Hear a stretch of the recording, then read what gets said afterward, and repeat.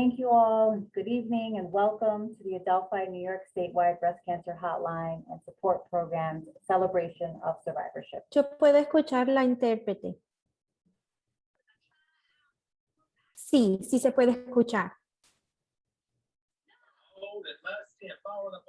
Tonight will be an inspiring evening that we are proud to share with you, our clients, volunteers, and supporters. I am Reina Machado, Director of the program. Before we begin the program, I would be remiss if I did not mention that today is National Metastatic Breast Cancer Awareness Day. Nationally, over 168,000 women and men are currently living with metastatic breast cancer. If you or someone you love is battling breast cancer, please reach out to our program. And remember, you are not alone. As we move through the pandemic towards a sense of normalcy, this year has brought us a new beginning. We've had the opportunity to adjust our routines and decide how and where we want to spend our time, volunteer, and safely enjoy life with family and friends. The staff at the program took the opportunity while in the storm to plan for this new beginning.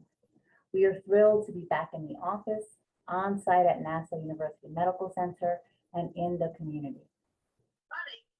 In order to protect our most vulnerable community members, we have continued to hold educational forums, support groups, and our beloved celebration over Zoom.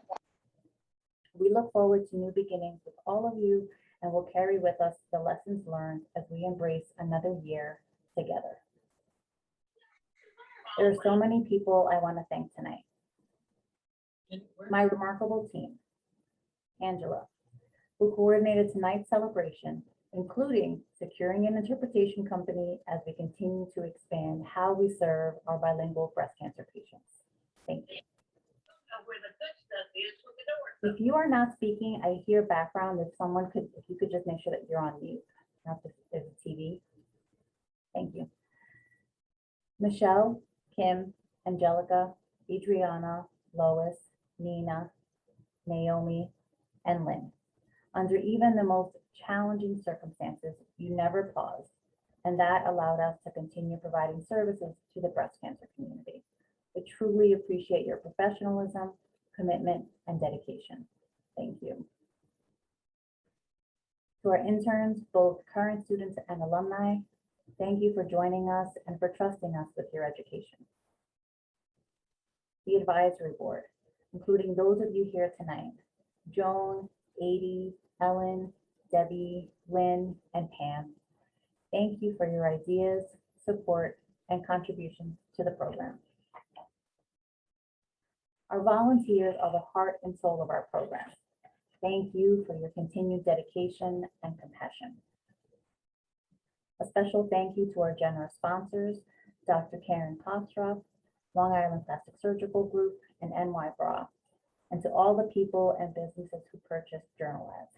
Your generosity for celebration raised almost $3,000. Thank you. We work very hard to ensure all of our services are completely free, including tonight's event. If you are able to make a contribution and pay it forward, please do so. Thank you. It is my pleasure tonight to introduce Adelphi University's Dean for the School of Social Work, Manoj Pardasani. As Dean, Dr. Pardasani provides leadership for the school and works collaboratively with administration at Adelphi. He oversees all curricula, program development, and faculty recruitment within the school, as well as student recruitment and retention. Dr. Pardasani has organized retreats within the entire School of Social Work in order to build community, revise the school's mission statement, and create space for faculty, students, and staff to protect human rights and diversity. He speaks at our annual celebration and is an advocate for our program. Thank you for your continued support. Please welcome Dean Pardasani. Thank you, Reina. Good evening, everybody. Reina, that was an incredible um, introduction. I have to say, by the day I had today, I felt like I was an administrative assistant and clinical counselor for people in crisis. So it sounds more interesting when somebody reads it, but thank you so much for inviting me. It's my honor and pleasure as the Dean of Adelphi University School of Social Work to welcome you all. I am so proud, I cannot put it in words, that the statewide breast cancer hotline and support services program is a part of Adelphi University School of Social Work. We are in the same building, if those of you who've been on campus, and it is one of our sterling programs. It truly is the program that helps us realize our mission of serving the community. So I cannot tell you how proud I am of this program, and I hope we continue to be supportive. This program has had a 40-year history serving the community on Long Island, women, men, families, individuals, and communities through counseling, crisis interventions, support services, education, information, and referrals. This program has had a wide-reaching impact on people's lives, both in the past, now, and will continue to. I think one of the most important aspects of this program is the sense of community and fellowship that it provides both survivors of cancer, but also their loved ones, their caregivers, and supporters. As Reina mentioned, 1 in 8 women will be diagnosed with an invasive breast cancer in their lifetime. Just in 2021, nearly 300,000 women and men will be diagnosed with cancer. 3.8 million people currently are living with a history of breast cancer. This scourge affects women, men, more women than men, but also families, loved ones, and friends. It impacts and touches so many lives, including my own. My own mother is a survivor of breast cancer. So was my grandmother, who passed away a few years ago, but she survived breast cancer as well. So I understand how this impacts all of us. I want to say for a minute, thank you to the sterling leader, Reina Machado, who has led this program. Thank you to you, but I know she couldn't do it without an amazing team. So I thank Angela, Adriana, Lois, Nina, Kimberly, Michelle, Angelica, Naomi, Lynn, our student interns, our advisory board, our community partners, and most but not least, our volunteers. They truly help us get our program out there. We could not do it without you. And to our clients, we salute all of you. You know, this, as the title of this workshop was, it is a celebration of survivorship. And I honor and salute our speakers today, Arlette, Louisa, and Julie, and our countless clients and alumni who have been part of this program. You know, when I think of all of you, I don't think of you only as survivors, but I think of you as victors, triumphant sheroes and heroes. You are living life and showing us all how it is meant to be lived. And by you giving back, you truly exhibit and show us grace, kindness, generosity, and just the spirit of life.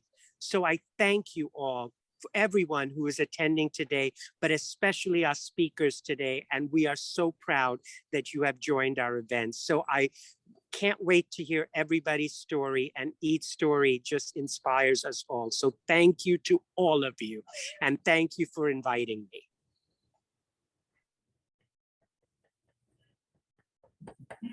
Thank you, Dean. I love the heroes and sheroes. I think we need more of that.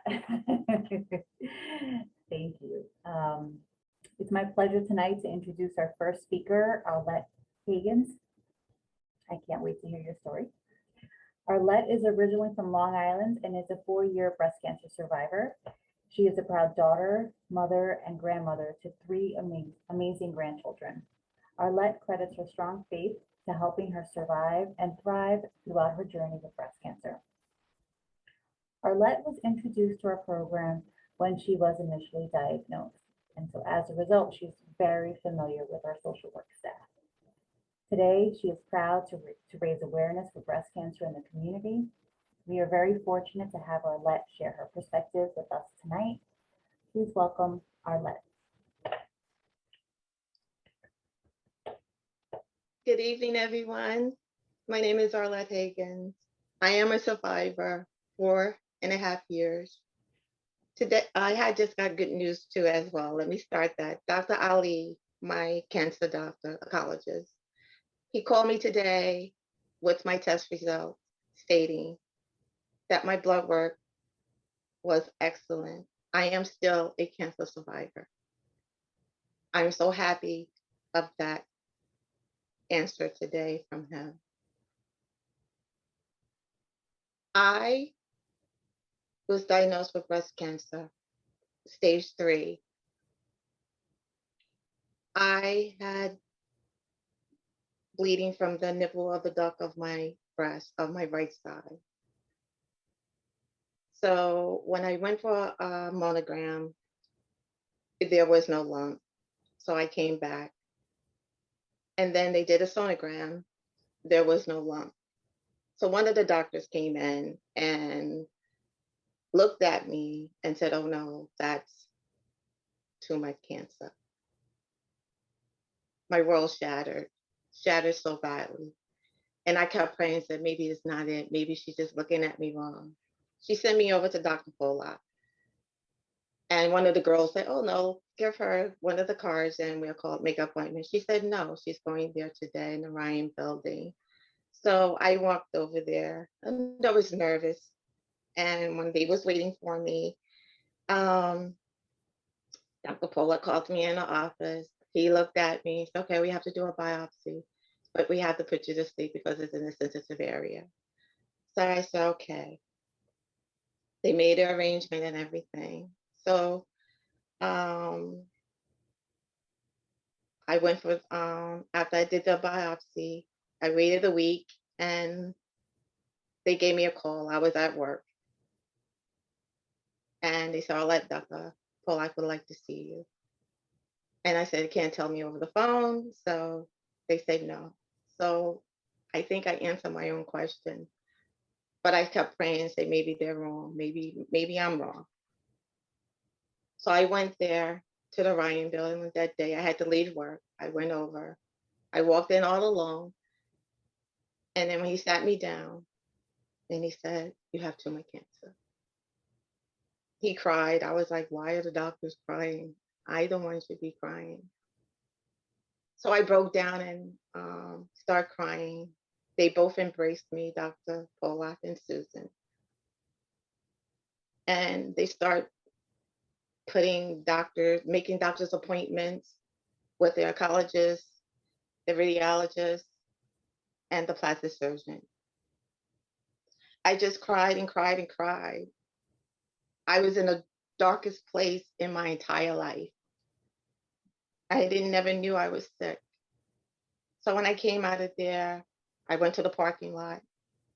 I fell on my knees and I prayed and I said, "God, I am not ready to die. I don't want to die." And I just cried and cried. And I called my mom. I had to get a grip and told her that your daughter has breast cancer. So she couldn't hear me. And she said, "Calm down." And I had to repeat myself and told her that I have breast cancer.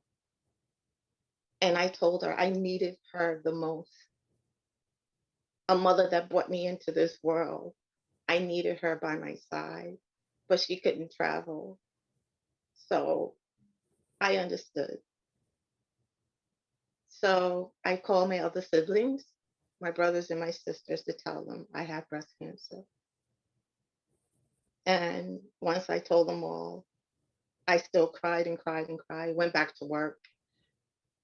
And I went to the lady, Dolly, and I said, "I have breast cancer, Dolly, but I don't know how to express it to my boss."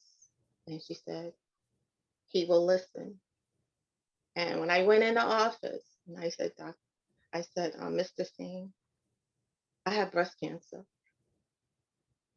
And this is what he told me. He said, Arlette, do whatever the doctor tells you to do and follow exactly what the doctor wants you to do to get yourself well. Your job is here. If you have days off, it's no problem. So then I had to go home because I wasn't level-headed at all. So then after that, they start setting me up with the oncologist appointments, chemo, and I had a sister-in-law. Her name is Letitia Gartman. She called me and she said, Arlette, do you have a way to get to your doctor's appointment? At once I did, and then she said, I would take you. I said, okay, if it's okay with you. And she said, that's what family's for. So she taken me to all my chemo treatments. She was sitting in there with me as well each day. And then she got sick a little bit and she couldn't take me anymore. So it was hard. I couldn't focus any kind of way. And my body had took a toll of all this medicine that was going into my body. I had bad days, some good days. I cry at night and I didn't bother anybody. And then I have some family that supported me, was there for me. And they all know their names. And I love them to death because they know who they are. I had friends that care for me, call me, check on me as well. But the only strength that I really gotten was my grandkids. I love their voices, even though they didn't know I was sick. They come knocking on my door, Mima, Mima. I love the voice when they say that. That put joy there, that put an inner strength there, that put a smile on my face. That's what I love the most of them. And then when I had my hair cut, my grandson said to me, Mima, why you cut your hair? I said, I didn't cut it. It's okay. You don't like it? He said, no, I like you with long hair, Mima. I said, it's okay. It's going to grow back. Can you please put your scarf back on? It was funny. I was like, oh, you insulted me. But it's okay. It's all good. But they still didn't know I was sick. So after my chemo was done, I had to go into my surgery of January 11, 2018. I reached out to my siblings again to let them know I was going into surgery. I had both breasts removed. I believe my surgery was like 6 to 7 hours, the closest the most. And after the surgery was done, my brothers and my son and his father and my daughter was there and supported me to be sure I came out okay and everything was well. So once that was all done, I had 4 big tubings in me. And my son, Nana, asked me, she's more welcome to come here. I will help her, take care of her. She was like another mother to me. And I appreciate that, Dana, from the bottom of my heart, because my mom wasn't here. And once I was done with all the tubes, I came back home. I still couldn't be able to do anything, but I managed. And I kept praying and kept praying to God, give me inner strength, give me more strength, make me more stronger than what I am now. But it was still hard for me. And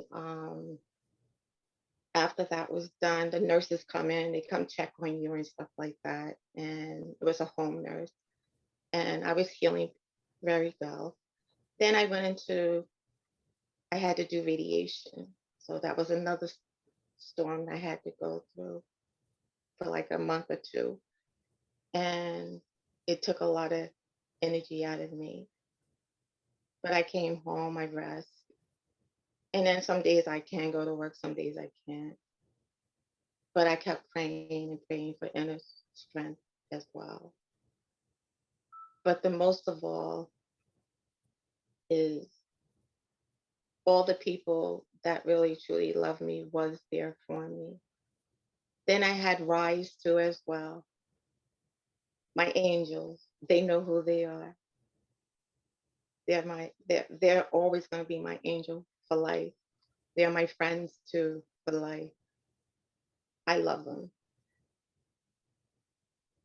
After that, I started getting stronger and stronger and stronger. Then I said to myself, I said, I want to do something. I want to give back.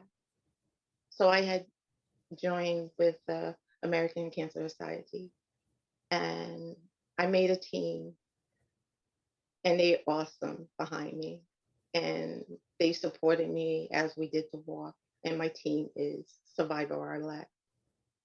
I was so proud of myself when I did that. I reached the goals to help others, just like I had helped through the foundation as well. And it made me happy. Now, after the walk, I am going to continue giving back. And most of all, Angela, she was with me from the day I was diagnosed until now. She's my rock. I love Angela. She listens to me. She understands everything I went through, all the pains, the cries, everything. She understood everything I went through. And I love her for that. Because I needed that, because I didn't have that in family that didn't understand what I really was going through.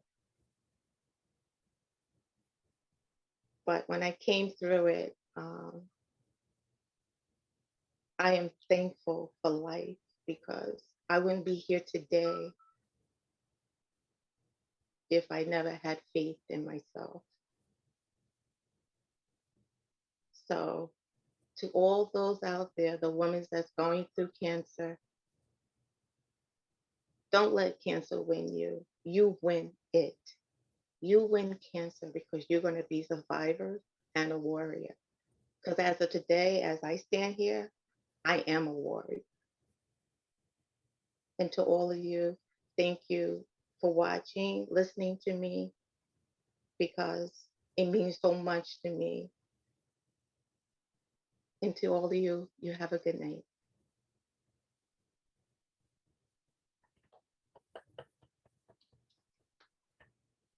Thank you, Arlette. That was so honest.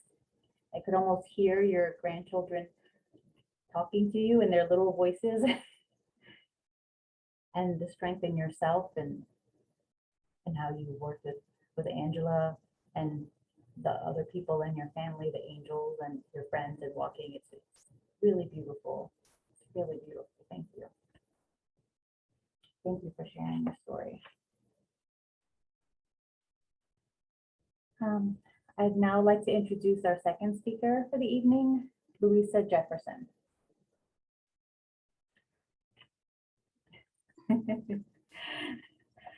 LUISA is a 7-year breast cancer survivor. She credits her family, especially her husband, Beaumont, for helping her through the difficult times during treatment. During her treatment and subsequent surgeries, LUISA was a warrior and never stopped working. She utilized the support of her family and career in order to remain focused during her journey. Thank you for being a symbol in the Latino community and raising awareness for breast cancer.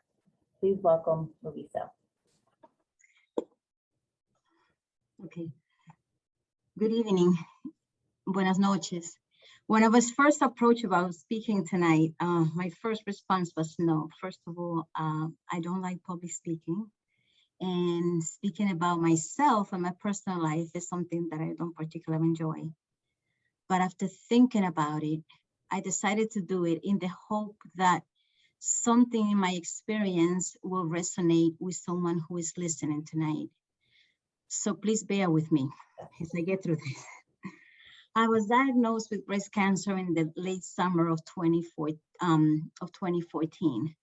My son was senior in high school, and as a family, we were in the midst of the exciting college search process. So a cancer diagnosis was the last thing in my mind, or the last thing that, that I expected. But then looking back, no matter what we were doing when we got the diagnosis, none of us really is ever ready for it. As I look back, as many of you can relate, when you hear those words, it's cancer, your whole world just crashes. You feel like your whole world crashes on you. If I close my eyes, even though it's been 7 years, I could look back and tell you exactly where I was, what I was doing, what my reaction was, how I felt. That night I went home and I cried with my husband. Then the endless appointments begin. We begin having to learn a vocabulary that we never thought we would have to learn. By nature, I tend to be a process-oriented person, numbers, charts, etc. So I felt that type of thinking, of the mindset, of the quality of mind helped me as I tried to digest and understand all the information that was being thrown at me. After consulting a few oncologists, I chose the one that I call my guardian angel, because he guided me through my journey with kindness, empathy, knowledge, openness, and really he was like, like a partner. I was treated with 6 rounds of chemo, followed by surgery and 28 rounds of radiation. I learned so much about myself during that period. The first thing that I learned is that I am a lot stronger than I thought I was. Back then I found myself in this warrior mode. So the first thing that I decided was that only my husband would know. At first, we didn't tell my son until the night before I was going in for my port. We kept it simple. We told him that I had had the diagnosis, that we were finding out a lot of information about it, that we would share information with him as we came to know it, and that we were, if he had any questions, to come, to ask us. I was concerned because I find that boys don't talk as much as girls do about their feelings. And I don't say it in a sexist way, but I know my boy is very, it's like, yep, everything is fine. So I was really concerned about him holding his feelings and maybe not sharing. I was a bit relieved where a short time after he had shared with me that one of his friends in high school, her mother had gone through it, and she had talked to my son about it and assured him that her mother was fine and that I was going to be fine. So that made me feel a little better. I did not tell my parents and my siblings until my first round of chemo was complete. My parents are from a generation and a culture where a cancer diagnosis was really a death sentence. And I felt that once I completed my first round of chemo, I would be emotionally stronger to be able to tell them and assure them that I would be okay. At work, I only told my manager. The rest of the team only knew that every 3 weeks on a Monday, I was off, just taking vacation time that I had available before year end. And outside of work, very few people knew until I was home from surgery. As I look back, one of the best advices that I got at the beginning from one of my doctors was to be very selective with, number one, what I read online, and what I read, especially online, as we all know it, and two, whom I spoke with about my situation. He explained that people's natural inclinations is to share with you stories of people they know that have been through it. And although, in hope that making you feel better, and although their story sharing is very well intentioned, not two cases are the same. Whether it's the disease itself, how your body reacts to treatment, or how you as an individual handle it.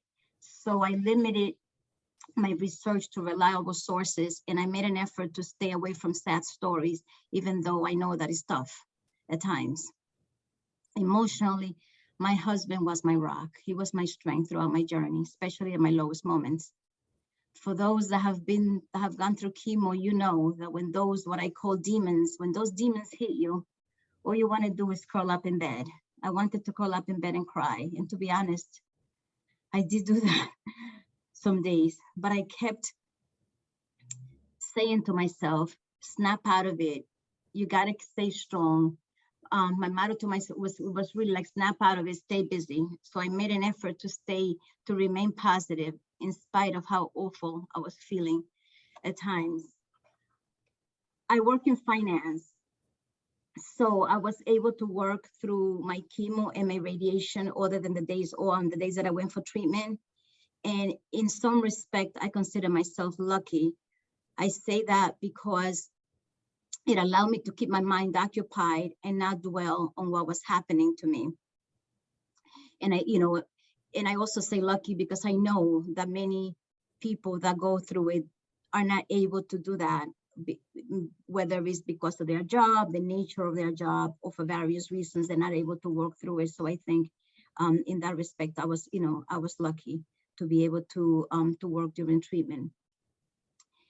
Another thing that I learned is that not two people are the same, or not two people handle it the same way. How I handled it, I'm sure, is different than how you handled it. And guess what? We are both right, because that's what worked for us. I recently experienced it personally when someone very close to me went through a cancer diagnosis and chemo, surgery, and radiation. For her, while I didn't want to talk about it, first of all, I didn't want to talk about it. I just wanted to kind of like have the warrior mentality, put one foot in front of the other. What do we need to do? 1, 2, 3, let's get it done. I don't want to talk about it. I don't want to dwell on it. Now, for her, she wanted to talk about every minute detail. And although it was painful sometimes to kind of relive those moments, I realized that for her, that was very healing, especially, number one, I should say, having someone to just listen to her, because I think most of what she wanted to get out was out of the fear, or the fears of the unknown. And we know that we all go through that.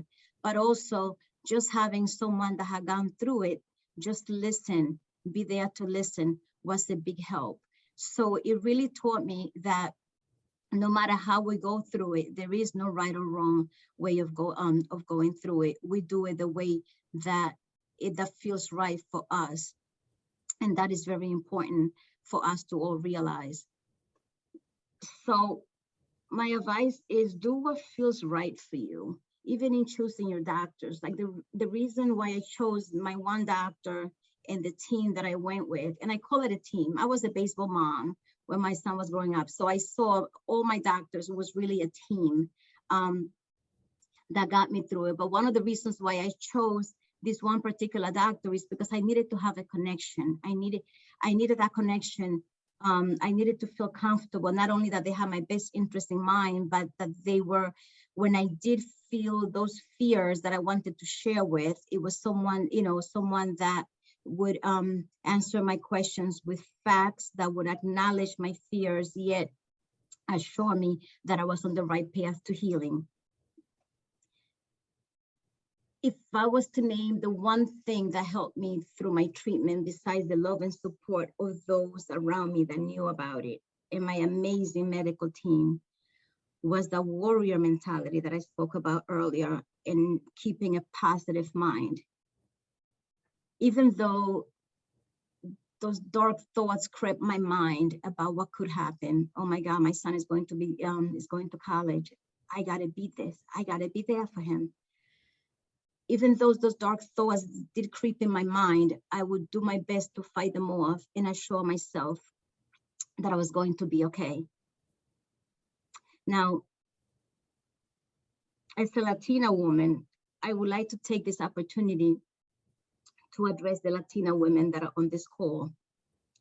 I want to acknowledge the cultural struggles that we face and encourage you all to avail yourselves of all the resources that are available from organizations like the Adelphi Breast Cancer Hotline and Support Program.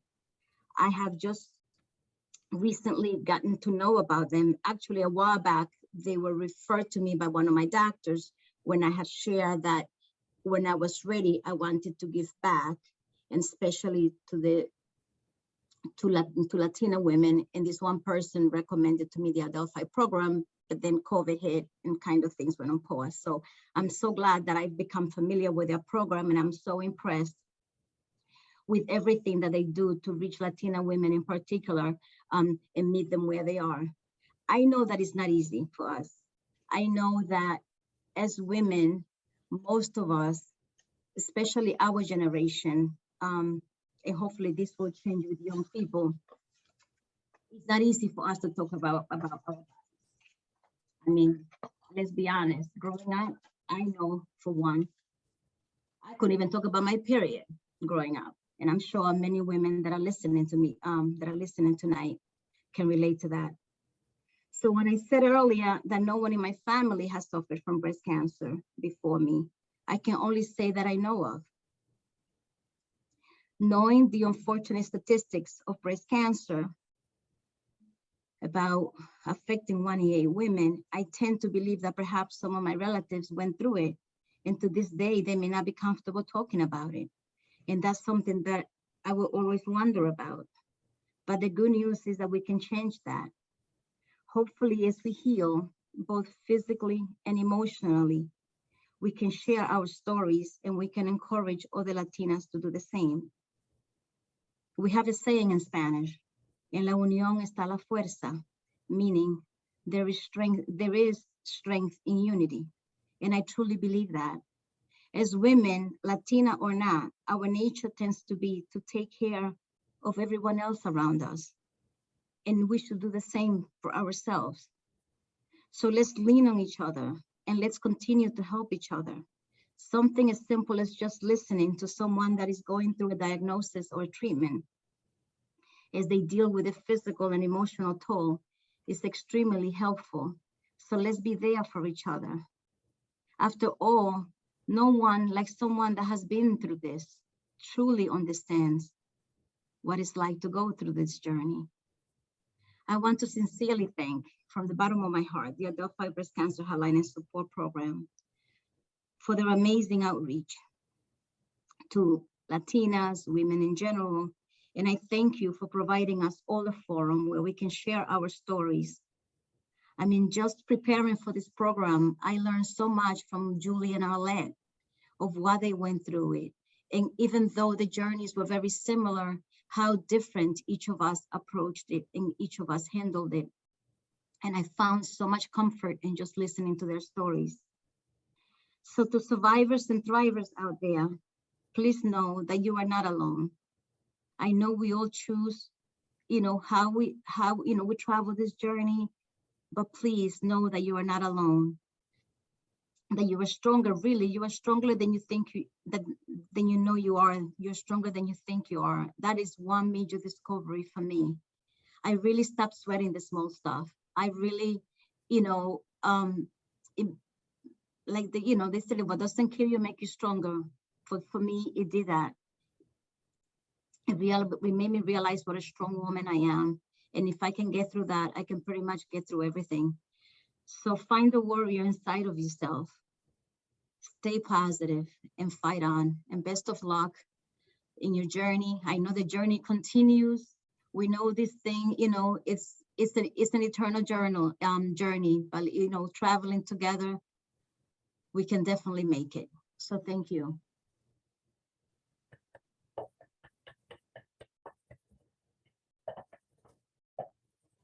Lisa, I'm so glad that the powers that be or Angela were able to convince you to speak tonight. Your comments were really insightful and helpful for all women, but particularly for some of our Spanish-speaking clients that may still be in the midst of treatment. So thank you for reminding reminding us all to do what works for us and really to remain positive, right? Because that's first and foremost, having a positive mindset, and the support system will get us through. Thank you. I'd now like to introduce our third speaker for the evening, Julie Bakarnappi. Julie is a 3-year breast cancer survivor and accidentally found a lump despite completing regular screenings. Her children were 9 and 11 years old at the time of her diagnosis and were instrumental in helping her complete surgery, chemotherapy, and radiation. Julie has a history of cancer in her family. Both of her parents were diagnosed with later stage cancers and passed away too young. As a result, she strongly encourages people to be their own advocates and educate themselves about cancer. Julie is a hotline volunteer with our program, has donated cookie sales through local Girl Scouts troop, connected us with local organizations, and conducted an interview with News 12 about the importance of mammography screening during the pandemic. Please welcome Julie. Thank you, Raina. So here's my story. One morning in March 2018, when I was 45, I rolled over in bed, and when my arm brushed against my right breast, I froze. I froze and said, "What the heck is that?" Because I felt a firm lump. It was maybe the size of a pea or a small marble. Now, both of my parents, as Raina mentioned, had had cancer, and they had died some years before that. My dad was diagnosed with metastatic colon cancer at age 51 when I was in college, and my mom was stage 3 breast cancer and separately lung cancer when she was 61. Now, they didn't have related types of cancer to each other, and neither of them led particularly healthy lifestyles. So I did not see myself as being at any high risk, at an unusually high risk.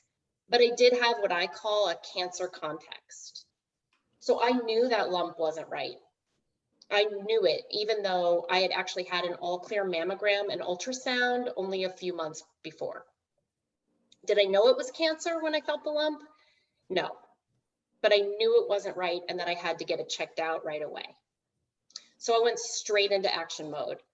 I called my obstetrician's office as soon as they opened, and when I tried to make an appointment, they said they had nothing available. Sound familiar? So I said, "Oh, I'm coming in today." And the woman on the phone just chuckled. And so I said, "Do you have any cancellations?" She put me on hold and came back and said, "Actually, yes, we did just have a cancellation. Can you be here at 9?" So I said yes and went right in.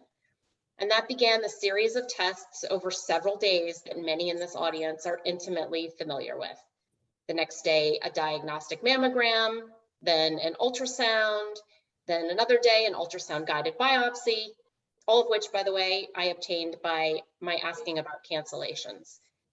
And then that dreaded call a couple of days later that said, "Yes, it is cancer." So I still had to do more tests to get more information. Next was a visit to the breast surgeon, some genetic testing, a visit to get an MRI. I had a lumpectomy and lymph nodes removed 2 weeks to the day after I had found that lump, which on a relative basis is super speedy. I wanted that tumor out of me, even if it meant I might have to go back for further surgery or a mastectomy later. But time moves agonizingly slowly during that period of unknowns. I know I'm not alone in the feeling that no matter how positive of an attitude you have, no matter how quickly everything moves, that's the period for me when I couldn't help but start to go to a dark place, just like Arlette and Louisa mentioned. And do things like plan my own funeral in my head when I'm lying awake at night wondering how bad this is. That period of waiting was the worst part of the whole process for me. And that waiting takes a while because over the next few weeks, the results peppered in. Many people don't realize how complex a breast cancer diagnosis is. There are so many variables that determine what each patient's treatment plan will be. First, the pathology report, waiting for that. She got the whole tumor out, but the cancer had spread to a lymph node. Then genetic test results, then the Oncotype DX score, which, by the way, if you're not familiar with the Oncotype DX score, It's a genomic test of the tumor that tests the tumor's genes to determine how likely your particular type of cancer is to recur. So a little less than a month after I found that stupid lump, there was finally enough information to tell me that my stage 2 breast cancer required no more surgery. But because of my age, the lymph node involvement, and my Oncotype DX score, I did need chemo. When I heard that I needed chemo, I felt like I'd been kicked in the stomach. I couldn't even focus on the fact and the good news that no more surgery was required. My doctors and my family and I had really been hoping to escape chemo, and I had latched on to that hope. But over the next several months, I went through 4 rounds of TC chemo, Taxotere, and Cytoxan. And overall, it wasn't as bad as I had feared. I was told that my hair would fall out completely, starting around day 19 after my first infusion, which it did, like clockwork. And then I did 20 sessions of radiation. All of this because, as my doctors explained to me, breast cancer is very sneaky. It can hide dormant for years and years. And in my case, they wanted to use a lot of weapons to try to prevent it from recurring. Oh, and after radiation ended, I then started hormone blocking therapy for up to 10 years. And I take 2 pills every day, which again, many people on this call are familiar with. This little one is, I don't know if you can see it, but it's a hormone blocking pill. It was tamoxifen, and now I take an anastrozole. And then I also want to tell you a little bit about this pill. So this pill is, my oncologist had asked me to participate in a clinical trial called Aspirin for breast cancer. It's also known as the ABC clinical trial, which means I take this pill every day for up to 5 years, or 4 or 5 years, sorry, to help determine if aspirin helps lower the risk of breast cancer recurrence. I love knowing that what I'm doing is contributing to science. My dad participated in early clinical trials of immunotherapy in the early 1990s, and my mom was part of the big HRT hormone replacement therapy study in the 1990s, both of which had major findings that are important to today's understanding of cancer. If the aspirin proves to be effective, it means that this low-cost treatment, accessible and low-cost treatment, would be just one more weapon in the arsenal. People ask me if my treatment was awful and grueling. And I have to say, with some level of survivor's guilt, that it really wasn't that bad. I mean, was it fun? No. I had a lot of side effects, and they were annoying. But I made sure I had a full life, and I lived a full life while going through my treatment, my active treatment. I remember, for example, eating ginger candies at my daughter's dance recital 2 nights after going a chemo infusion, and I was just hoping I wouldn't vomit in the auditorium. I didn't. I also have to say, a lot of good things came out of the whole journey as well.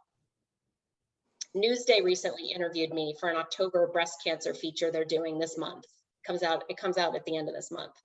And one of the questions the reporter asked me was, what was a source of strength for you? Now, I did have amazing support from my awesome husband, my sister, other friends and family, and my spectacular care team at Northwell and at Full Circle Physical Therapy. But what I want to talk about are my kids, who were 9 and 11 at the time. So they were in 4th and 6th grades. I know every family is different and every situation is different, but my husband and I both felt strongly we needed to tell our kids as soon as we knew it was cancer. Even though we didn't have all the information yet about my diagnosis, about my treatment plan, or about the prognosis, we were afraid that if we didn't tell them, they would know something was up and they might inflate the problem in their heads into something much greater. So we sat them down and told them, and the hardest part was having to say, I don't know, to so many questions that they asked. But life is full of ambiguities, no matter how much we want everything to be certain. Not long after that, I got a bunch of picture books about cancer up from the library. And even though these books were geared for much younger kids than my kids were, as 4th and 6th graders, I left them on the kitchen table, and I didn't say anything when they came home from school. And they started thumbing through them. And one of the books that we all really liked and really resonated with us was called Cancer Hates Kisses. And I can't see myself, so I can't even tell if you can see this, but I'm holding it up. And I'm just going to read a couple of lines from the book real quick, because even if you don't have kids, or even if you don't like kids, I think you'll identify with some of this. Sometimes superheroes need chemo to get the cancer good. Chemo is mighty medicine. It poisons the sneaky hidden cancer. Chemo is exhausting work for a superhero. There are days when mama has to use all her superhero strength to fight cancer. Afterwards, she is so tired. Sometimes she is sad. Sometimes we see her cry. So we blast music and we dance the tears away. Cancer hates dance parties. So after a while, my kids' roles in my cancer process solidified. I called my son, who was 11, my empathizer, and my daughter, who was 9, my little case manager. My son would sense when I wasn't feeling so great, and he would walk over and kiss me on the head or start unloading the dishwasher without being asked, which had never happened before. And it probably hasn't happened a whole lot since. My daughter wanted to know everything about my care. When will chemo be? When will your hair fall out? What is radiation? My kids helped me decide whether or not to do the hair preserving cold cap. We decided against it. My daughter joined me at a wig store and we took silly photos together. We agreed that definitely the baseball cap with no wig was best for me. She would sit quietly while I talked on the phone with my friends about my cancer and interject if I omitted any part and make corrections if I made any errors. Both of my kids were so helpful in a way I never imagined, and they matured a lot during the whole process. Were there times they asked me, can't you just be like a normal mom? Of course. But I recently asked them, now that they're 13 and 15, if they were glad we told them when we did, and they agreed they wouldn't have wanted it any other way. One other thing I wanted to mention that I did during my treatment that really helped me cope was to walk. I walked a ton. My medical oncologist had said that the best antidote to fatigue was physical activity. I couldn't imagine running at that point, but every time I felt tired or just like lying down, which was a lot, I would force myself to go for a short walk. And often that short walk would turn into a long walk, and I would forget that I had been so fatigued. I was walking up to 5 miles a day by the time the radiation started. So that's my story. And while this story is about me on the surface, it really isn't about me. It's about the 1 in 8 women, plus some men, who are diagnosed with breast cancer in their lifetime. It's about raising awareness that there are a lot of things people can do to help themselves that don't have to be costly or complicated.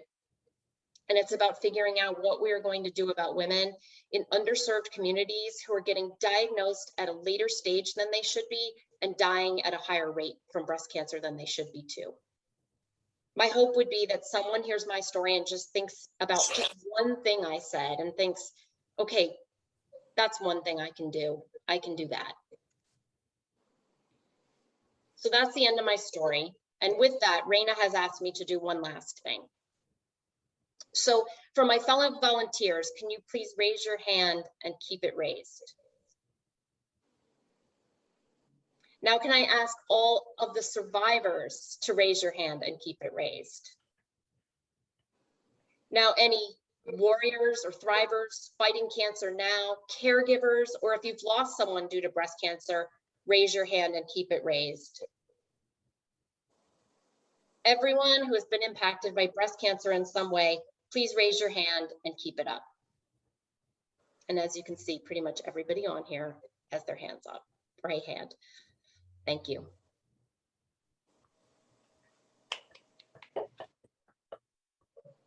Thank you, Julie. Thank you for sharing your story. I really appreciated you sharing not just yours, but your family's history with participating in clinical trials, because it is so important that everyone play a role, right? And their care and also in research for the future, right? So thank you. I also really,